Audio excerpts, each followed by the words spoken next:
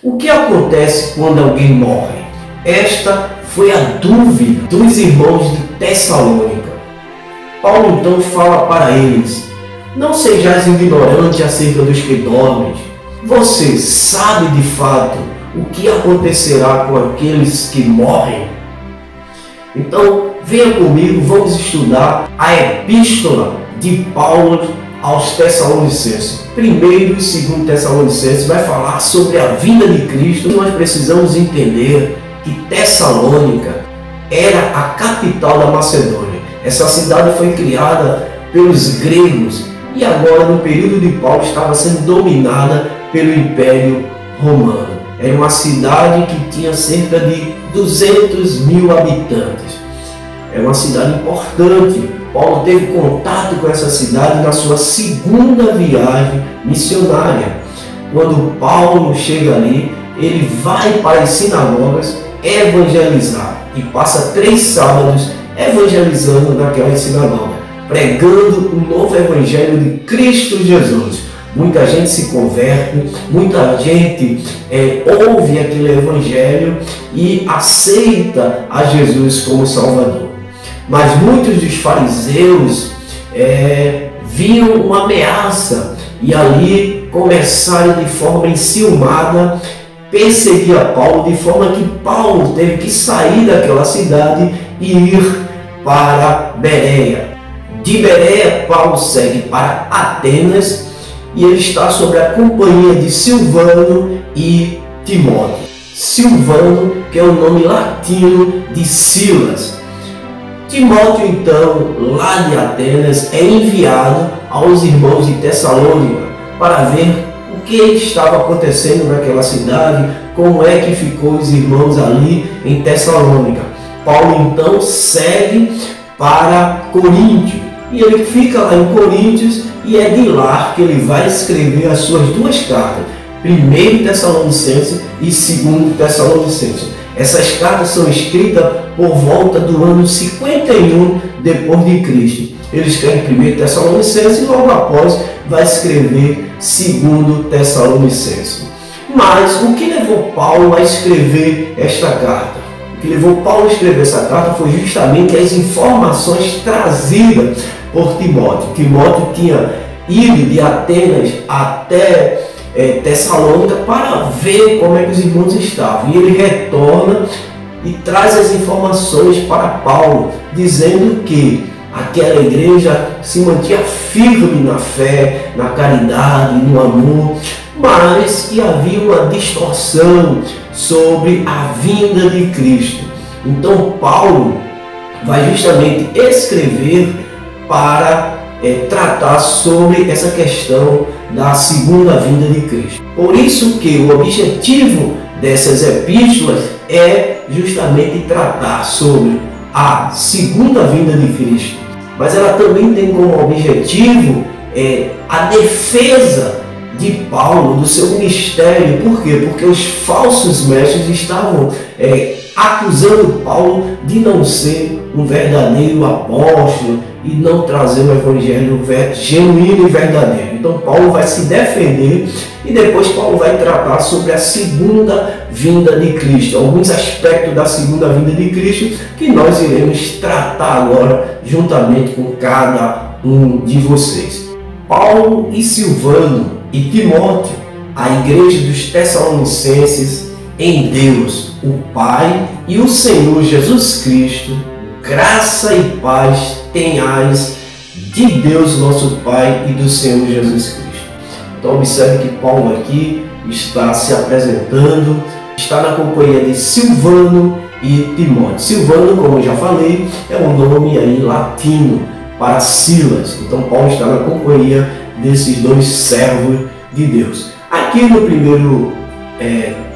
nos primeiros versículos, Paulo vai dar ação de graças porque aquela igreja, embora pouco tempo que ele tenha passado ali, mas é uma igreja que demonstrava maturidade através da fé, da caridade e da esperança em Cristo Jesus. Então uma igreja que, embora tenha sido fundada há pouco tempo, mas era uma igreja que estava demonstrando uma certa maturidade ali nesses aspectos cristãos. E Paulo então vai dar graças a Deus aqui nos primeiros versículos a essa igreja, né, por essas atitudes.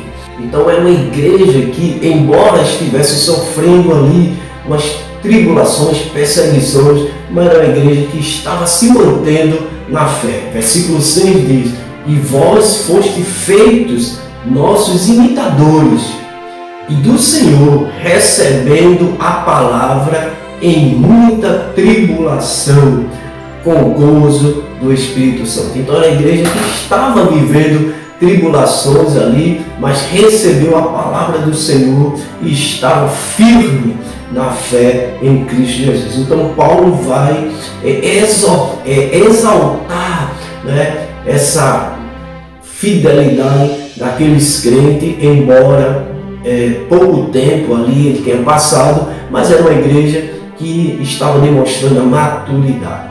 E aí ele vai agora tratar sobre algumas questões pertinentes a alguns problemas que estavam existindo. Já no capítulo 2, Paulo vai agora entrar com sua defesa. No capítulo 1, ele trabalha sobre essa ação de graça, sobre a fidelidade, sobre a fé dos irmãos de Tessalônica. E agora no capítulo 2 ele vai defender o seu apostolado. Por quê? Porque os mestres, os falsos mestres que ali estavam deixando em dúvida sobre a credibilidade de Paulo, sobre o seu apostolado. Então Paulo agora vai se defender desses falsos mestres. No capítulo 2, versículo 3, ele vai dizer: porque a nossa exortação não foi com engano, nem com imundícia, nem com fraudulência. Então Paulo vai logo falando que estava ali, né, exortando os irmãos ali, mas não com fraudulência, não com engano e não com imundícia. Ele trabalhava as verdades de Deus. Ele vai dizer assim, no versículo 4: mas como fomos aprovados de Deus para que o Evangelho nos fosse confiado, assim falamos, não como para agradar aos homens, mas a Deus que prova os nossos corações. Então ele vai dizer que, olha, foi aprovado por Deus para esse ministério, e o desejo dele não é agradar a homens, mas agradar a Deus. Então Paulo está aqui defendendo, né, porque existia essa informação dos falsos mestres que Paulo, na verdade, estava querendo se promover, querendo agradar os irmãos, trazendo um novo evangelho.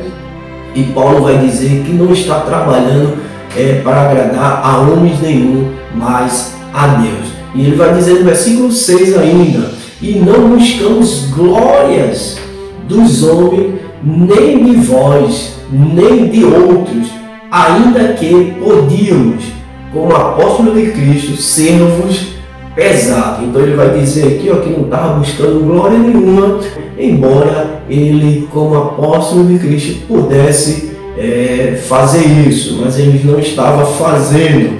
Aí ele vai dizer: antes fomos brandos entre vós, como a ama que cria seus filhos. Então Paulo vai tratar aqui sobre essas questões, porque estava sendo perseguido. Existe um outro problema ali também, que era uma distorção que estava existindo justamente por causa dos falsos mestres.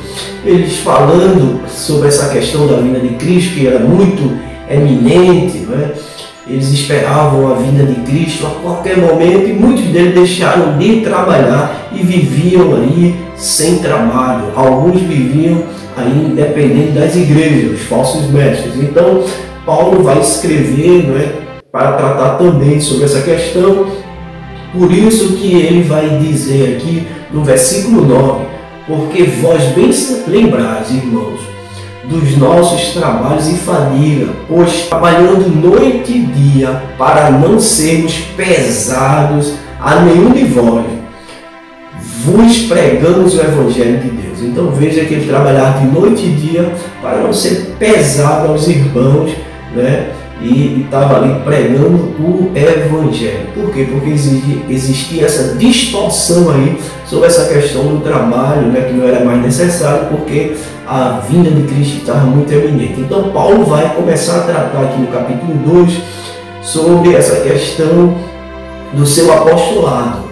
E ele vai também falar sobre o desejo que ele tinha de retornar à igreja de Tessalônica ali, para rever os irmãos, para fortalecer os irmãos na fé, porém ele foi impedido pelo próprio Satanás. Ele vai dizer isso, que foi impedido, né? Então aí ele vai começar a tratar no capítulo 3 também sobre algumas questões daquela igreja ali, e vai falar também das informações ali de Timóteo, certo?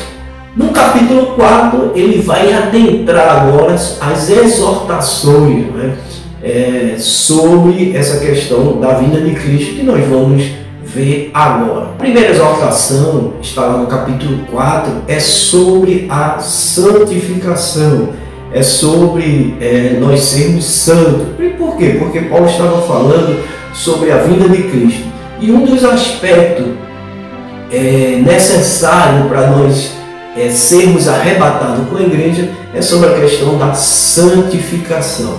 Por isso que a Bíblia vai dizer que sem a santificação ninguém verá o Senhor. Então Paulo vai tratar justamente sobre essa questão da santificação que era necessária no capítulo 4. Veja o que diz o capítulo 4, versículo 3. Porque esta é a vontade de Deus, a vossa santificação, que vos abstém da fornicação, né, da prostituição. A palavra que é porneia é a prostituição nos seus diversos aspectos aqui, tá certo? Então Paulo vai dizer, essa que é a vontade de Deus, né, a vossa santificação. Então, por quê? Porque Paulo está tratando sobre a vinda de Deus, a vinda de Cristo, e esta é a vontade de Deus para com aqueles que vão ser arrebatados. Uma coisa interessante aqui é no versículo 1, que diz assim, finalmente, irmão, vos rogamos e exortamos no Senhor Jesus, que assim como recebeste de nós, de que maneira convém andar e agradar a Deus, assim andai. Então, para que possas progredir cada vez mais. Então, observe aqui que Paulo está falando o seguinte, ele está falando no conhecimento aqui, tá certo? Como recebeste de nós, de que maneira convém andar e agradar a Deus. Ele está falando do conhecimento que ele passou para aquela igreja. Então, ele vai dizer, agora ele vai falar o seguinte, que o conhecimento é importante, mas assim como recebeste, você deve andar. Então, não adianta a gente ter conhecimento das coisas de Deus e não agir conforme esse conhecimento. Hoje é muito fácil a gente ver cristão, né? Pessoas se dizendo cristã, mas não anda conforme os preceitos cristãos. Então, existe aí uma contradição, né? Então, o cristão deve demonstrar o seu cristianismo através do seu procedimento. Então, é isso que Paulo está falando aqui. E esse procedimento deve ser em santidade. Então, Paulo vai falar, né, que cada um de vós saiba possuir o vosso, né, o seu vaso em santidade e honra. Seu vaso é o seu corpo, né? Então, cada um que possa possuir o seu corpo em santidade, né? Não na paixão da concupiscência, como os gentios que não conhecem a Deus. Então, não como o mundo, né? O mundo aí, ele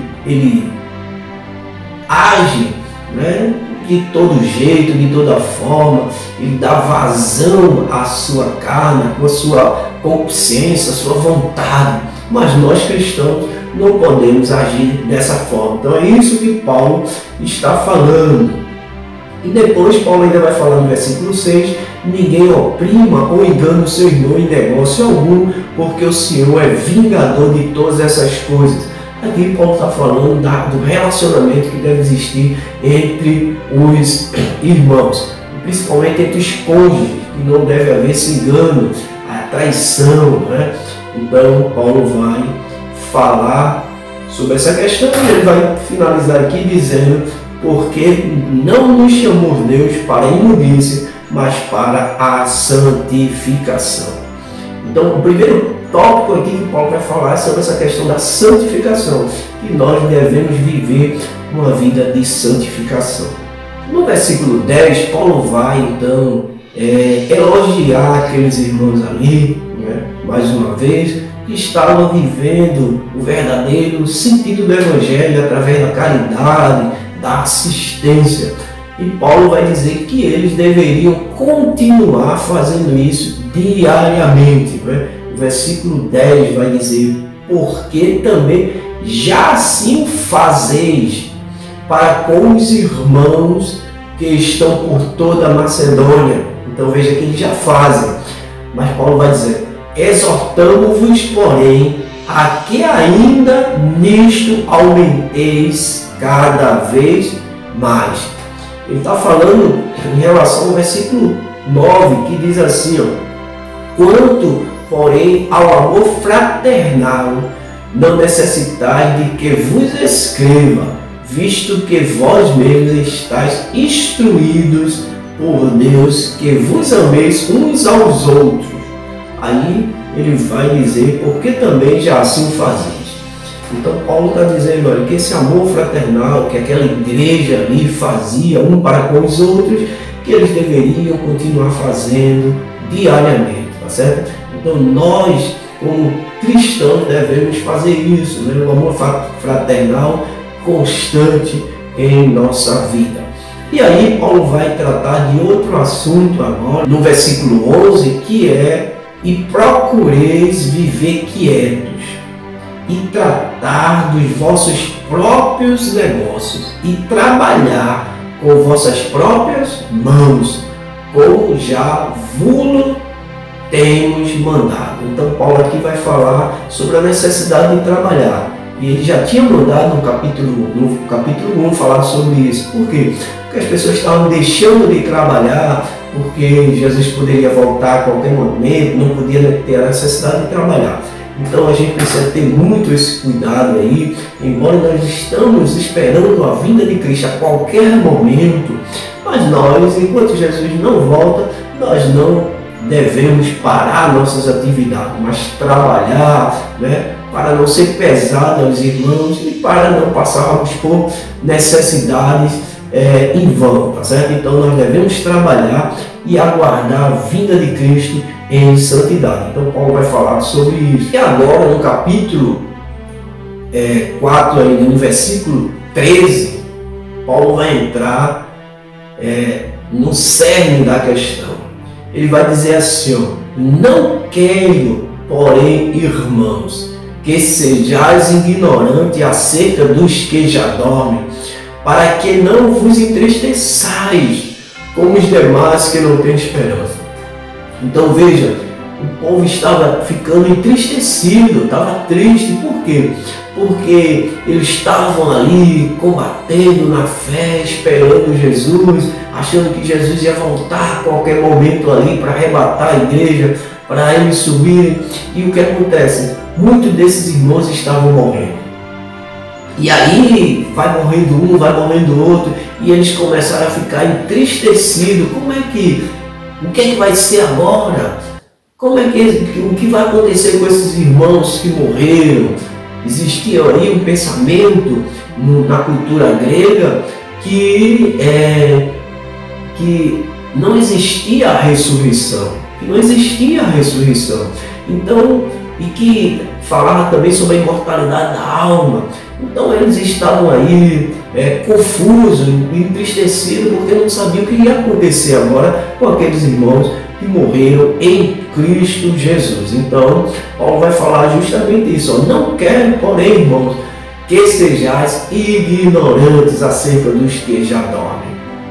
Veja que ele está dizendo dos que já dormem, porque quem morre em Cristo Jesus, na verdade, ele está ali dormindo, mas ele vai ressuscitar, vai acordar para ir ao encontro de Deus, certo? Então, na verdade, nós nós não morremos, nós simplesmente retornamos para Deus. Então Paulo vai dar continuidade a essa questão no versículo 14, que diz assim, porque se cremos que Jesus morreu e ressuscitou, assim também aos que em Jesus dormem, Deus o tornará a trazer com ele. Então veja que ele está falando aqui sobre essa questão de ressuscitar com Cristo, né? Então ele vai continuar dizendo, dizemos-vos, pois isto, pela palavra do Senhor, que nós, o que ficarmos vivos, para a vinda do Senhor, não precederemos os que dormem. Porque o mesmo Senhor descerá do céu com alarido e com voz de arcanjo, e com trombeta de Deus, e os que morreram em Cristo ressuscitarão primeiro. Então Paulo aqui está falando sobre a sequência aqui, né, que se dará quando Jesus voltar. Então quando Jesus vier buscar a sua igreja na segunda vinda, o que ele está dizendo? Os mortos em Cristo ressuscitarão primeiro. Então ele está dizendo que os vivos não vai preceder os que morreram em Cristo. Então, os que morreram em Cristo ressuscitarão. Depois nós, não é, seremos arrebatados. Então, veja que ele diz no versículo 17, depois nós, o que ficarmos vivos, seremos arrebatados, juntamente com ele nas nuvens. Então, os mortos ressuscitarão primeiro, nós seremos arrebatados juntamente com os mortos, não é? Ora, juntamente com ele nas nuvens, ao encontrar o Senhor nos ares. E assim estaremos para sempre com o Senhor. Então o arrebatamento da igreja, tá certo, será dessa forma. Jesus vai vir buscar a sua igreja e nós seremos arrebatados ao encontro de Deus nos ares, juntamente com os mortos que ressuscitarão primeiro. Aí ele diz, portanto, consolai-vos uns aos outros com estas palavras. Então, após ele falar dessa sequência, como se dará a vinda de Jesus, né, virá, e essa sequência de ressurreição e de nós sermos arrebatados, ele vai falar também alguns aspectos da vinda de Cristo. Então, no capítulo 5 e no versículo 2, ele vai dizer assim, porque vós mesmos sabeis muito bem que o dia do Senhor virá como um ladrão de noite. Então, a primeira coisa sobre a vinda de Jesus é que será algo repentino, como um ladrão, ninguém espera. Então, algo que você não está esperando quando acontecer. Por isso que diz, né, assim como o relâmpago sai do Oriente, se mostra ao Ocidente, assim será a vinda do Filho do Homem. Então, algo repentino, né, algo que ninguém espera. Então, assim se dará a vinda do Filho do Homem, tá certo? A vinda de Jesus será assim, né? Algo repentino. Essa é a primeira característica. A segunda característica está aqui. Pois que, quando disserem a paz e segurança, então lhe sobrevirá repentina destruição, como as dores de parto, aquele que está grávida, e de modo nenhum escaparão. Então, primeira coisa aqui, uma outra característica da vida de Cristo aqui, se dará e ninguém será inescapável. Então é isso que está dizendo aqui, tá certo? Então será algo repetido e ninguém escapará desse evento. Um terceiro aspecto aqui que acontecerá, diz assim, mas vós, irmão, já não estáis em trevas, para que aquele dia vos surpreenda como ladrão. Então aqui está falando que nós, cristãos, não seremos surpreendidos com esse dia. Embora ele venha repentinamente como ladrão, mas nós não seremos surpreendidos. Por quê?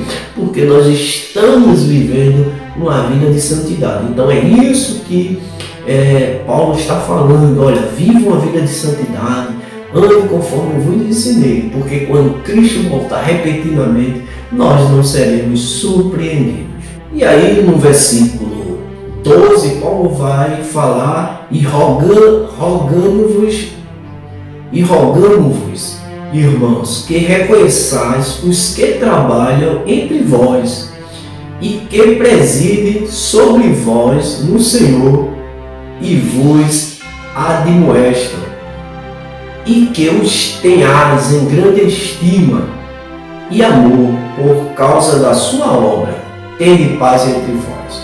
Então Paulo está exortando agora aqui, para que nós tenhamos estima pelos nossos pastores, pelos nossos líderes, por aqueles que exercem o trabalho de liderança da igreja. Então Paulo vai falar sobre isso, que é nosso dever, de ter estima por eles, de zelar por cada um deles. E Paulo também vai falar aqui sobre esse cuidado que nós devemos ter um com os outros. A gente vê às vezes muita briga entre nós cristãos, mas que isso não deva acontecer. Nós devemos sim estar unidos, buscando fortalecer um ao outro na fé em Cristo Jesus. E agora a gente vai entrar no segundo livro também de Tessalonicenses aqui, que é uma continuidade, tá certo, de 1 Tessalonicenses, porque Paulo aí vai ter informação ainda agora sobre alguns aspectos a mais da segunda vinda de Cristo. Então por isso que 2 Tessalonicenses também vai tratar sobre a segunda vinda de Cristo. É um livro pequeno, mas que vai tratar sobre um complemento nessa questão da vinda de Cristo. Primeiro, no capítulo 1, Paulo vai ali elogiar mais uma vez aquela igreja, que era uma igreja que estava se mantendo firme na fé, na caridade, no amor, na esperança. Embora fosse uma igreja que estava sendo perseguida, mas era uma igreja que se mantinha firme ali nos propósitos e na esperança em relação à vinda de Cristo. Mas começou a surgir ali ensinamentos falsos ali, dizendo que a vinda de Cristo já estava acontecendo, que a ira de Deus já estava sendo derramada sobre a igreja, sobre as pessoas que ali se encontravam. Então começou a existir essas informações e esse desencontro aí. Paulo vai então começar a tratar com aqueles irmãos. Então no capítulo 2 agora, de 2 Tessalonicenses, Paulo vai falar sobre essas questões ainda da vinda de Cristo. Como está dizendo, muitos pensavam que ele já tinha estava voltando, estava acontecendo a volta de Cristo ali e a ira de Deus já estava sendo derramada. Então Paulo vai falar no capítulo 2 aí, tá certo? Sobre essa questão. Ele vai dizer, capítulo 2, versículo 2, que não vos movais facilmente do vosso entendimento, nem vos perturbeis, quer por espírito, quer por palavras, quer por epístolas, como de nós, como se o dia de Cristo estivesse já perto ali. Então, ninguém de maneira alguma vos engane, porque não será assim, sem que antes venha a apostasia e se manifeste o homem do pecado, filho da perdição. O primeiro sinal vai estar lá no capítulo 2 e o versículo 2 também. No versículo 2 ele vai dizer, que não vos movais facilmente do vosso entendimento, nem vos perturbeis, tá vendo? Quer por espírito, quer por palavras, quer por epístola, como de nós, como se o dia de Cristo estivesse já perto. Ele diz, tenha calma, não se perturbe.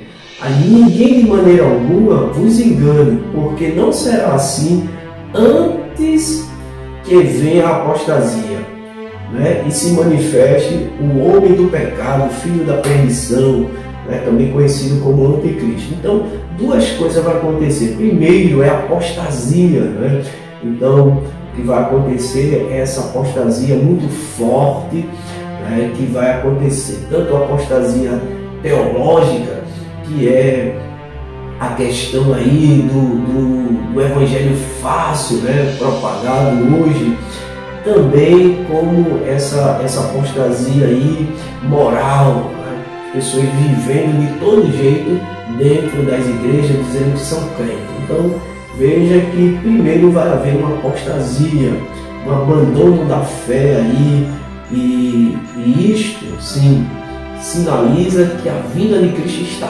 próxima, mas que ainda não aconteceu. Por quê? Porque existe outro fator, que é o aparecimento, né, do homem do pecado, do filho da perdição, também conhecido como anticristo. E ele diz que este homem, o qual se opõe, né, e se levantará contra tudo que se chama Deus. Então veja, então esse filho da perdição aí, né, vai surgir, certo? Mas tem uma coisa aqui, ele vai dizer no versículo 5, não vos lembrais de que estas coisas vos dizia quando ainda estava convosco. Então ele vai exortar, olha, eu dizia isso a vocês quando eu estava aí com vocês, então tenha calma. E agora, no versículo 6, ele vai dizer, e agora vós sabeis o que detém, o que o detém. Que o detém quem?